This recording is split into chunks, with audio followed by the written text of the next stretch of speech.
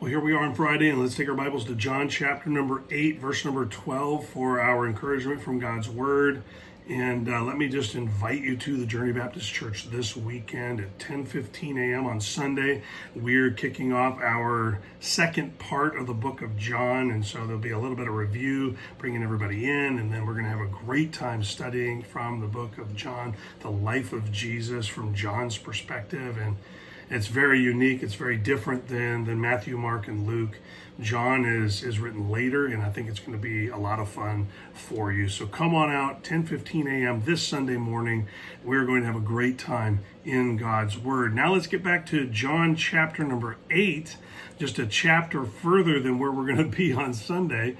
And verse number 12, and let me read chapter number 8, verse number 12 to you, and let me give you the title first. Jesus is the light your life needs. He's the light that you need in your life.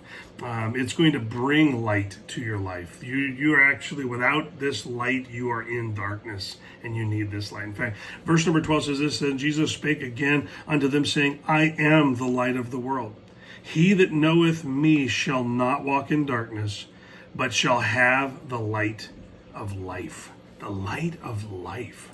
I mean, listen, Jesus gives all who grow tired of the darkness prevailing, he gives them an invitation or a call to come to him, and he will give you light.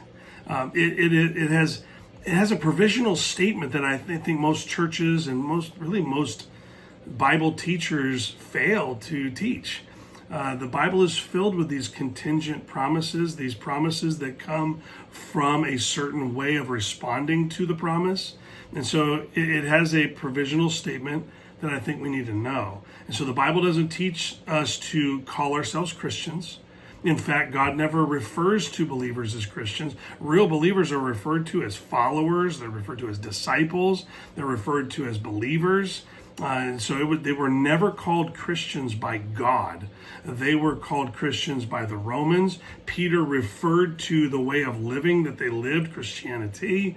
And so, listen, it was expected that a true faith would replace all other life ambitions with a desire to grow into the likeness of Jesus and be faithfully, fully involved in his work. Christians today bear little resemblance to the one we call or could call a follower.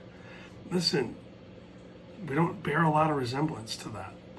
But for those who truly do embrace Jesus as the light of the world, those who you can tell have the light of life, those are the ones that have received this promise. And so, listen, when you think about your own faith, your own relationship with God, would you consider what you have as being classified as a follower of Jesus? Meaning the steps that Jesus took, those are the steps you're taking. The things that were the perspectives and life movements that he had, that's what you do, or at least you're trying to do. And remember, all these things that I'm saying to you, these are things that we're increasing at, not perfect at. We're getting better, we're getting stronger, we're getting closer.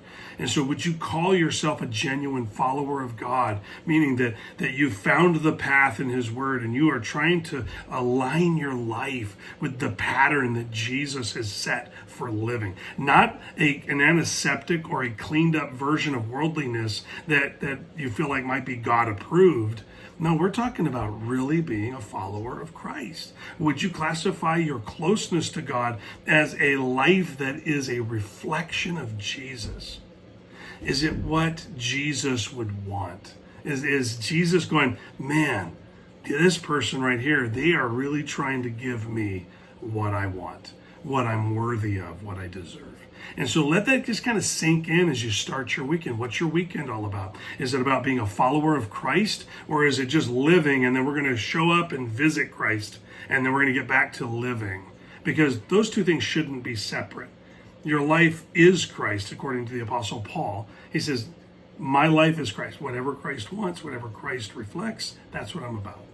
And so this light of life that we can get from Jesus is given to the authentic, genuine follower of him. Follow Jesus and enjoy living the light of life.